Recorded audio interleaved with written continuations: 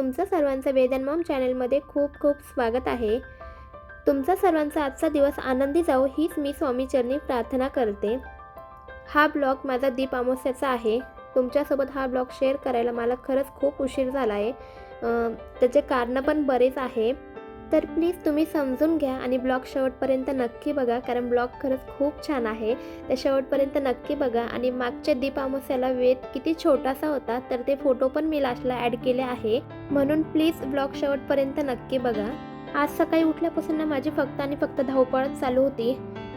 सर्वात पहिले तर स्वयंपाक करून घेतला. बाकी बारीक निरीक बरेच कामं होते ते आवरून घेतले. त्यानंतर ना वेदला मी पोटभर जेवू घातलं, कारण वेदला औषध द्यायचं होतं. आता 2-3 दिवस झाले ना वेद खूप आजारी होता, त्यामुळेच मला ब्लॉग एडिट करायला, व्हॉइस ओव्हर करायला अजिबात वेळ मिळाला नाही. म्हणून माझा हा ब्लॉग थोडासा उशिरा येतोय तुमच्यापर्यंत. तर वेदला जेवू घातलं, मी औषधं दिले त्याला आणि त्यानंतर मग वेदच्या पप्पांचंही जेवण झालं. आता माझं जेवण बाकी होतं, पण मला पहिले देवपूजा करायची होती, म्हणून मी नंतर जेवण करेल असा विचार केला आणि सर्वात पहिले ते आवरायला घेतलं. आणि घरात जर मुलांना बरं नसलं ना, तर आपला वेळ कसा आणि कुठे निघून जातो ना ते आपल्याला पण समजत नाही. तसंच मला ना आज देवपूजा करायला खूप उशीर होऊन गेला. मला दुपार झाली ती देवपूजा करायला. मी पहिले ते वेदला झोपवलं आणि त्यानंतर मी देवपूजा करायला घेतली.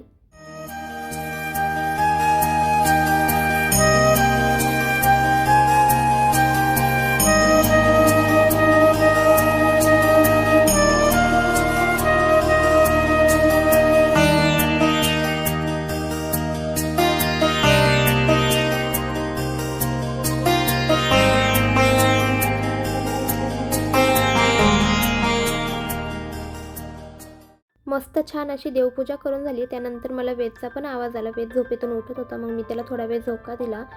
त्यानंतर डायरेक्ट सायंकाळीच मी व्हिडिओ शूट करायला घेतला. तर वेदचे पप्पा पण ऑफिसवरून आलेच होते, तर लगेच दोघांसाठी चहा ठेवला. छान असा चहा घेतला, कारण बाहेर ना खूप जोरदार पाऊस चालू होता. आम्ही इतर वेळेस तर कधी चहा घेत नाही, पण असा पाऊस चालू असला ना की थोडंसं मन होतं की नाही आज चहा घेऊ म्हणून. मग मस्त चहा ठेवला, दोघांनी मिळून चहा घेतला. त्यानंतर लगेचच मी गोड शिरा बनवायला घेतला, कारण वेद पण झोपेतून उठला होता आणि दीपपूजन पण करायचं होतं. तर म्हटलं प्रसादाला पण होईल आणि तापामुळे ना वेदच्या तोंडाला अजिबात चव नव्हती, म्हणून म्हटलं वेदसुद्धा हा रवा आवडीने खाईल, तर त्यासाठी मग रवाच बनवू. तर प्रसादाला पण होईल आणि वेद पण असं आवडीने खाईल, तर मला पण बरं वाटेल की नाही त्याने थोडंसं काहीतरी खाल्लं. मग त्यासाठीच मी इकडे पटपट रवा बनवायला घेतला. पहिले तर प्रसाद बनवून घेऊ म्हटलं आणि मग नंतर दीपपूजन करू. अजून मला कणकेचे दिवे पण बनवायचे होते. तर मग पहिला मी रवा बनवून घेतला. रव्यामध्ये ना सर्वात पहिले तर तूप गरम केलं आणि ड्रायफ्रूट्स छान असे भाजून घेतले. त्याच्यामध्ये थोडेसे मनुके टाकले आणि माझ्याकडे ना आज बारीक रवा नव्हता, जाड रवा होता, मग मी तोच वापरला आणि छान असा भाजून घेतला. त्यानंतर त्यात गरम पाणी टाकलं आणि छान रवा शिजवून घ्यायचा आणि आपल्या गोडीप्रमाणे त्यात साखर टाकायची.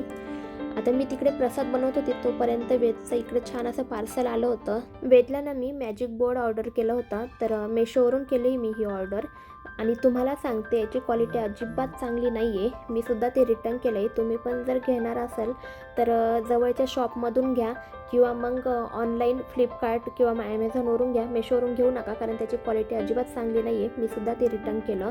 आता वेदला मॅजिक बोर्डला नादी लागला होता, तोपर्यंत लगेचच मी इकडे त्याच्यासाठी थोडासा डिशमध्ये रवा काढला, तो थंड होऊ दिला आणि त्याच्या पप्पांना सांगितलं की त्याला छान नादी लावून खाऊ घाला. लगेचच मी इकडं ना दिवे बनवायला घेतले, कारण दीपपूजन करायचं होतं मला.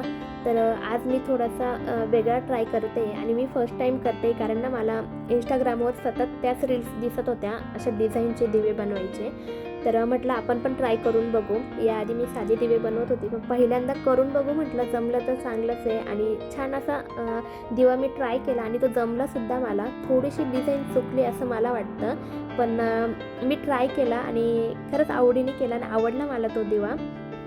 पुढच्या वेळेस मी याच्यापेक्षा छान असा डिझाईनचा दिवा बनवायचा प्रयत्न करेन. तर एक दिवा तो बनवला आणि त्याच्यानंतर ना 4 दिवे साधे बनवून घेतले. त्यानंतर मी वेदची छान अशी तयारी केली, मस्त त्याला तयार केलं आणि वेदने आणि आम्ही दोघांनी मिळून ना सर्व दिव्यांना वाती लावून घेतल्या, कारण दीपपूजन करायचं होतं. तर मग सर्व दिवे तयार करून घेतले आणि वेदला औषध दिलं होतं ना, त्यामुळे वेदला तापाला खरंच खूप फरक पडला होता. खूप ॲक्टिव्ह दिसत होता तो आणि ते बघून ना खरंच मला छान वाटलं की बरं झालं, लवकर फरक पडून गेला त्याला. आता इथे ना मी देवघराच्या समोरच दीपपूजन करणार होती, तर माझ्याकडे छोटासा टिपॉय आहे, तर तोच मी देवघराच्या पुढे ठेवला आणि तिथेच मी दीपपूजन करणार होते. आता ह्या ताटामध्ये ना मला सर्व कणकेचे दिवे ठेवून घ्यायचे होते, म्हणून मी ह्या ताटामध्ये छान अशा फुलांच्या पाकळ्या टाकल्या, थोडंसं ताट सजवलं आणि त्यामध्ये मग मी सर्व बनवलेले कणकेचे दिवे ठेवून घेतले. सर्व दिव्यांमध्ये मी तेल टाकून घेतलं आणि कोणतीही पूजा करायची असेल तर सर्वात पहिले दिवा प्रज्वलित करायचा, अशी आपली परंपरा आहे, प्रथा आहे. म्हणून मी सर्व दिवे प्रज्वलित करून घेतले आणि त्यानंतर छान असं दीपपूजन करून घेतलं.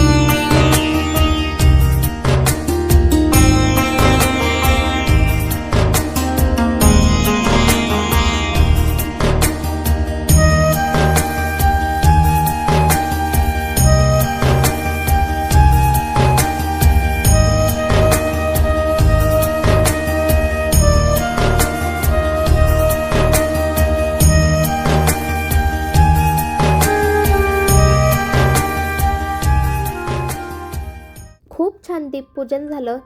वेदचं औक्षण करताना वेद खरंच खूप शांत बसला. त्याच्यानंतर वेद मस्त त्याचा खेळण्यामध्ये मग्न होता. त्याचे काही फोटोज आम्हाला काढायचे होते, तर त्याच्यासाठी त्याला आम्ही बोलत होतो की वेद चल आपण तुझे फोटोज काढू, पण त्याला फोटो काढून द्यायचे नव्हते, म्हणून तो आमच्यासोबत असं आमच्याकडे बघून हसत होता आणि सोफ्यावर मस्त त्याने झोपून घेतलं. तर हा ब्लॉग तुम्हाला कसा वाटला प्लीज मला कमेंटमध्ये कळवा. माझा वेद कसा दिसतोय ते सुद्धा कमेंटमध्ये कळवा. आणि मागच्या वर्षीच्या दीपपूजनाला वेद किती छोटासा होता ते फोटोसुद्धा मी पुढे ॲड केले आहे. तर हा ब्लॉग तुम्हाला कसा वाटला प्लीज कमेंटमध्ये कळवा. चॅनलला अजूनही सबस्क्राईब केलं नसेल तर प्लीज सबस्क्राईब करा. भेटूया आपण अशाच एका नवीन ब्लॉगसोबत. तोपर्यंत बाय.